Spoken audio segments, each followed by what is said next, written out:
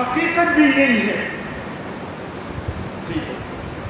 تو میرے محترم دوستو، ہر نبی ہر رسول نے شہر کے لیے امن کا انشاءاللہ کس وقت گفتگو ہوگی. دیکھیے دنیا کا نظام بڑا عجیب ہے.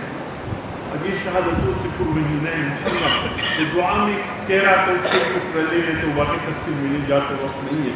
ابراہیم علیہ السلام نے دعا میں یہ کہ ربنا انی اسکنت من ذریتی بواد غیر ذی زرع عند بیتک المحرم. اے اللہ میں نے اپنے بچوں کو لخت جگر اسماعیل اور گھر والی بی بی ہاجرہ ایسے مقام پہ میں چھوڑ کے جا رہا ہوں. بیتک المحرم، بیت اللہ کو یہاں محرم کا. بیتک المحرم قرآن کے الفاظ. تو گویا محرم کے معنی احترام، عزت. تو بیت اللہ کو بھی محرم اس بنیاد سے کہتے ہیں کہ وہ عزت والا مہینہ، احترام.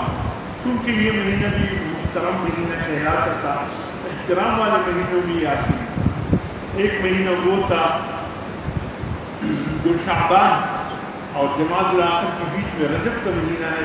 تین یہ لگاتا ہے ذیقعد، ذوالحج، محرم. اور یہ ذیقعد یہ صرف حج کی وجہ سے ان کو احترام تھا. بیت اللہ کی عظمت سے ان تین مہینوں کو احترام تھا. ذوالحج میں اکثر حجاج احرام باندھ کر بیت اللہ سے جاتے تھے. محرم کے آخر تک تقریباً تمام کے تمام حجاج گھروں کو پہنچ جاتے. تو اس لیے یہ احترام کے مہینے. اور پھر اللہ کی شان ذوالحج کا مہینے بھی قربانی سے شروع ہے، محرم کا مہینے بھی قربانی سے. حضرت اسماعیل علیہ السلام کی لاجواب قربانی ذوالحج کے مہینے میں. پھر حضرت عثمان بن عفان کے قربان. پھر یہ محرم کو حضرت شاہ سے حضرت عمر فاروق سے پوری تفصیل گزشتہ میں بیان کرتے ہیں اس کے لاجواب قربان. پھر سیدنا حسین خان والا اہل بیت رسول کے قاسم قربان. میرے محترم دوستو، اگر سچ پوچھے نا خدا کی قسم ہماری تاریخ میں 360 یا 365 دن پورے سال کوئی دن ایسا نہیں گزرا جو کسی نے کسی کی شہادت سے خالی. جس دن کسی نے کسی صحابی نے شہادت جان شہادت میں اس نے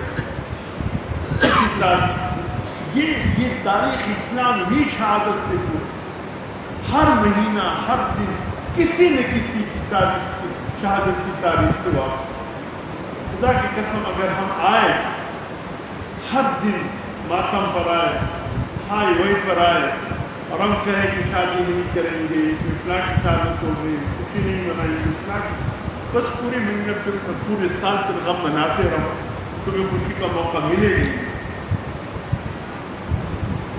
ٹھیک ہے ایک بہت بڑے حادثات ہوئے، کوئی ایک ہوا ہے، ایک کیوں یاد رکھا. کربلا تک جاتے ہوئے راستے میں کتنے منزل ایسے آتے جہاں منزل پہ شہادت ہو، منزل پہ شہادت ہو. اور اللہ کا نظام بڑا عجیب ہے میرے محترم دوستو. ہمیشہ ادنا چیز اعلیٰ پر قربان ہوگا.